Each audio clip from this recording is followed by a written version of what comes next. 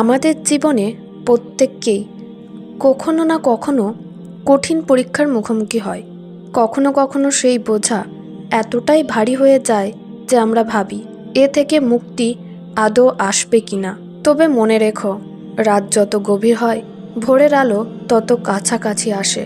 আল্লাহ সুবহানাহু ওয়া তাআলা কোরআনে আমাদের আশ্বস্ত করেছেন যে নিশ্চয়ই কঠিনের পর রয়েছে সহজই। আজ আমি তোমাদের সাথে এমন 3টি লক্ষণের কথা শেয়ার করব যা ইঙ্গিত দেয় তোমার কষ্ট প্রায় শেষের পথে ইনশাআল্লাহ। 1. দুঃখ দুর্দশার চরমে পৌঁছানো। মুক্তি আসার আগেই পরীক্ষার কঠিনতম পর্যায় শুরু হয়। এটা একটি লক্ষণ যে তোমার পরীক্ষা শেষের দিকে। আল্লাহ কুরআনে বলেছেন, তিনি মৃত্যু ও জীবন সৃষ্টি করেছেন যাতে তিনি তোমাদের পরীক্ষা করতে পারেন কে কাজের দিক দিয়ে উত্তম। যতই তুমি সহজের কাছে যাও, পরীক্ষার কঠোরতা ততই বাড়তে পারে। চিন্তা করো একজন প্রসূতি মায়ের কথা। প্রসব যন্ত্রণার সর্বোচ্চ পর্যায়ে সন্তান জন্মের আনন্দ আসে, তেমনি গভীরতম রাতের পরেই আসে সকালের আলো। তাই ধৈর্য ধরো, মুক্তি কাছে। 2. আল্লাহর নৈকট্য লাভ। তোমার দুঃখ যখন তোমাকে আল্লাহর আরও কাছে নিয়ে আসে, তখন বুঝবে যে এই কষ্ট তোমাকে পরিশুদ্ধ করছে।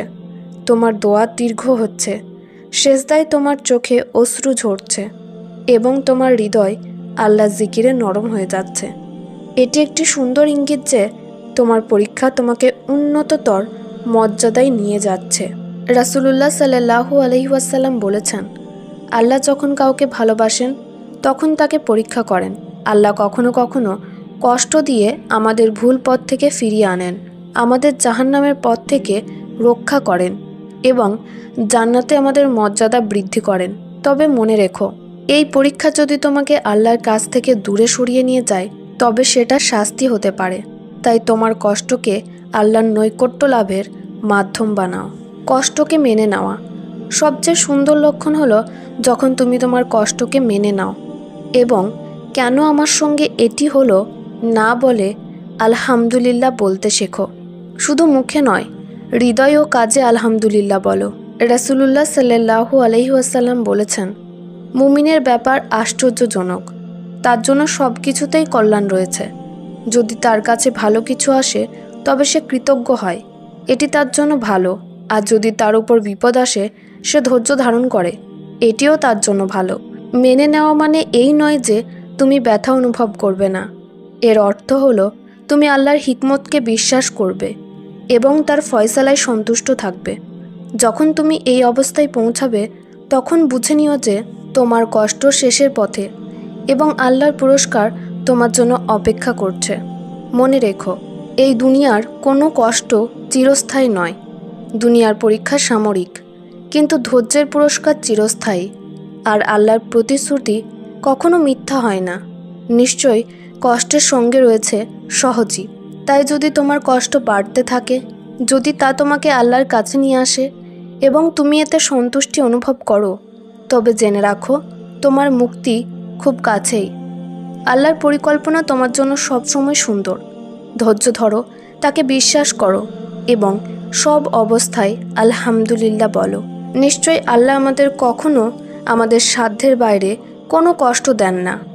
প্রতিটি পরীক্ষা, প্রতিটি দুঃখ আমাদের জন্য একটি শিক্ষা এবং আত্মশুদ্ধির মাধ্যম। এই কষ্টগুলো আমাদের অন্তরকে মজবুত করে এবং আমাদের চরিত্র গঠন করে।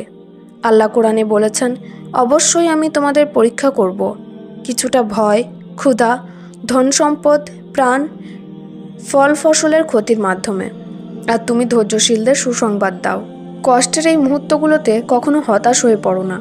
হতাশা শয়তানের অস্ত্র, যা আমাদের মনকে দুর্বল করে তোলে। মনে রেখো, আল্লাহ তার বান্দাকে যতই পরীক্ষা করেন না কেন, তিনি সবসময় তার পাশে থাকেন। তাই কখনোই আল্লাহর রহমত থেকে নিরাশ হও না। প্রিয় দর্শক, আল্লাহর দরজা সবসময় খোলা। যে কোনো মুহূর্তে আমরা তার কাছে ফিরে যেতে পারি। আমাদের কাজ হলো ধৈর্য ধরার সাথে সাথে দোয়া করা, তার রহমতের আশায় থাকা এবং নিজের কাজগুলোকে আরও উত্তম করার চেষ্টা করা। আল্লাহ আমাদের কষ্টগুলোকে অপার শান্তি ও কল্যাণে রূপান্তরিত করবেন ইনশাআল্লাহ। শেষে আবারও বলি, তুমি একা নও। আল্লাহ সবসময় তোমার সাথে আছেন। কষ্ট যত বড়ই হোক, মনে রেখো আল্লাহর রহমত সব কিছুর চেয়ে বড়।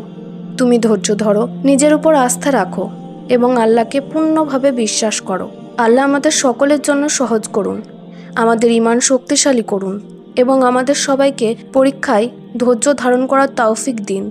আমাদের শক্তি বাড়িয়ে দিন এবং চিরস্থায়ী জান্নাতের পুরস্কারে ভূষিত করুন। আমিন।